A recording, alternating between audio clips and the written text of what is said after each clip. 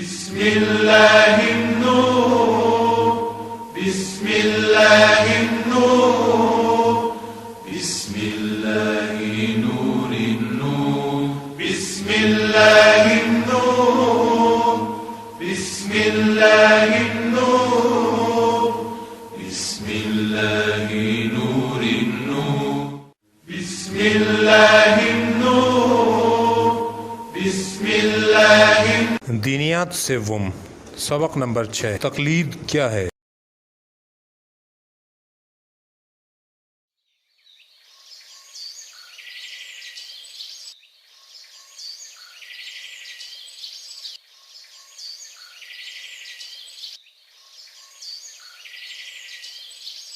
السلام علیکم انکل۔ وعلیکم السلام بیٹا، کیسے ہو آپ؟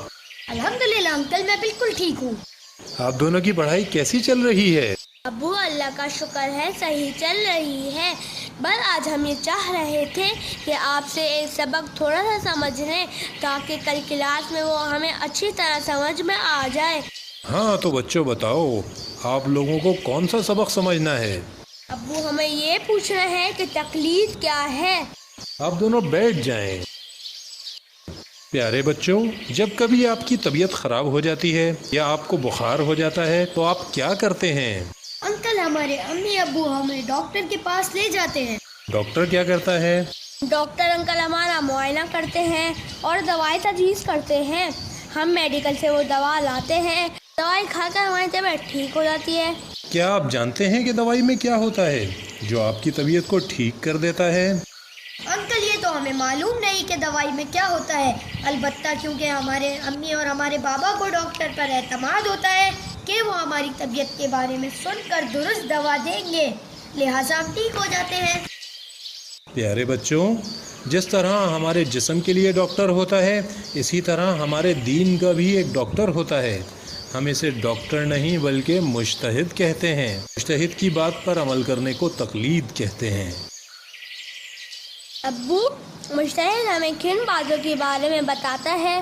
مجتہد ہمیں بتاتا ہے کہ ہمیں دین کے احکام پر کیسے عمل کرنا چاہیے، یعنی نماز کیسے پڑھنی چاہیے، نماز پڑھنے کا طریقہ کیا ہے، نماز کن چیزوں سے باطل ہوتی ہے، روزہ کن چیزوں سے ٹوٹتا ہے، وضو کا طریقہ کیا ہے، بڑوں کا احترام کیسے کرنا چاہیے، کھانا کیسے کھانا چاہیے، پانی کیسے پینا چاہیے وغیرہ، یعنی ہر چیز کے بارے میں مجتہد کی بات ماننی چاہیے۔ انکل اس کا مطلب تو یہ ہوا کہ مجتہد کے حکم پر عمل کرنے کو تقلید کہتے ہیں، لیکن انکل کیا تقلید کرنا ضروری ہے؟ بیٹا تقلید ہر مسلمان مرد و عورت پر واجب ہے۔ ابو ولی فقیہ کسے کہتے ہیں؟ بیٹا جب مجتہد کسی ملک کا حکمران ہو تو اس کو ولی فقیہ کہتے ہیں، جیسے حضرت آیت اللہ سید علی خامنہئی ایران میں حکومت کر رہے ہیں۔ انکل آپ کا بہت شکریہ، ہمیں یہ سبق اچھی طرح سمجھ میں آ گیا۔ اب ہم کلاس میں سر کے سوالوں کا بہتر طور پر جواب دے سکیں گے۔ شکریہ ابو۔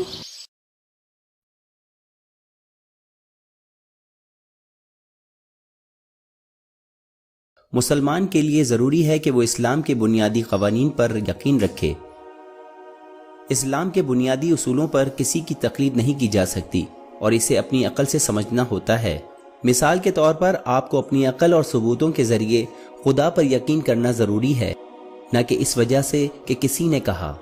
البتہ فروع دین یعنی اسلام کی شاخوں کے لیے جیسے نماز، روزہ، حج وغیرہ کے لیے امام علیہ السلام کی غیبت میں مسائل و احکام انجام دینے کے لیے کئی طریقے ہیں، اور یہ طریقے جاننے کے لیے نمبر 1، یا تو شخص خود ایک مجتہد فقیہ ہو کہ جو صحیح دینی ذرائع سے اسلامی قوانین اور اصولوں پر ثبوتوں کے پیش نظر اپنی رائے قائم کر سکے، اور اس کے لیے حوزہ علمیہ میں طویل مدت تک مطالعے کی ضرورت ہوتی ہے۔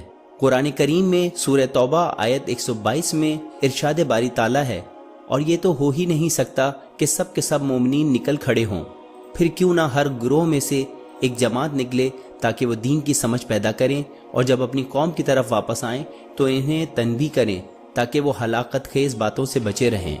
نمبر 2، احتیاط، یعنی ایسا طریقہ کار اپنائے جس کو احتیاط کہا جاتا ہے، اور ہم اسے مستقبل کے اسباق میں تفصیل سے بیان کریں گے۔ اور تیسرا یہ کہ اگر طویل مطالعہ مجتہد بننے کے لیے ممکن نہ ہو تو چاہیے کہ کسی کی پیروی کریں، یعنی ایک مجتہد کی تقلید، جیسا کہ مجتہد بیان کرے اس طرح عمل انجام دے۔ قرآن کریم سورہ نحل آیت 43 میں ارشاد باری تعالیٰ ہے، پس اگر تم نہیں جانتے تو اہل علم سے دریافت کر لو۔ ایک مجتہد میں کہ جس کی تقلید کرنی چاہیے یہ اہلیت ہونی چاہیے، وہ ایک مرد ہو جس کی مرد اور عورت دونوں پیروی کریں، دین اسلام کی شرائط کے مطابق بالغ ہو، عادل ہو، جیسے ایسا مجتہد جو اپنے اچھے کردار کی وجہ سے جانا جاتا ہو، متقی ہو، گناہوں سے دور رہنے والا ہو اور تمام واجبات کا باقاعدگی سے ادا کرنے والا ہو۔ اسے زندہ ہونا چاہیے، کچھ خاص مواقع کے علاوہ کہ جس کو بعد میں بیان کیا جائے گا۔ شیعہ اثناشری ہو، قوی حافظے کا مالک ہو اور حلال زادہ ہو، اور وہ سب لوگوں سے زیادہ عالم اور سب سے زیادہ قابل ہو جو کہ اللہ تعالیٰ کے قوانین کو صحیح سے سمجھ سکے۔ ہم یہ کیسے معلوم کریں کہ کون سا مجتہد سب سے زیادہ عالم ہے؟ نمبر 1، ہمیں خود یقین ہو کہ یہ شخص مجتہد ہے اور اس کے پاس بے بہا علم ہے، لیکن اس چیز کے لیے ہمارے پاس بھی اتنا دین کا علم ہونا چاہیے کہ کسی کے بارے میں رائے قائم کر سکیں۔ نمبر 2، ایک اور طریقہ یہ ہے کہ 2 دوسرے علماء اس کی تصدیق کریں کہ یہ مجتہد سب سے زیادہ علم رکھتا ہے۔ کبھی کبھار یہ فیصلہ کرنا مشکل ہو جاتا ہے کہ کون سا مجتہد سب سے زیادہ علم رکھنے والا ہے، اس لیے آج کل مختلف مجتہدین کی پیروی کرنے والے افراد ملتے ہیں۔ کسی مرجع یا مجتہد کے فتاوی کو کیسے حاصل کیا جائے؟ نمبر 1، آپ نے فتویٰ خود مجتہد سے اپنے کانوں سے سنا ہو۔ نمبر 2، آپ نے کسی 2 ایسے افراد سے معلوم کیا ہو جو عادل ہوں، کچھ کے مطابق صرف ایک فرد بھی کافی ہے۔ نمبر 3، آپ نے کسی ایسے مصدقہ عالم سے سنا ہو جس پر آپ کو یقین ہو۔ نمبر 4، مجتہد کے رسالہ عملیہ یا توضیح المسائل جس کے بارے میں آپ کو یقین ہو کہ وہ درست ہے، یا تو مجتہد کے آفس میں فون کر کے یا ای میل کر کے بھی فتاوی معلوم کر سکتے ہیں۔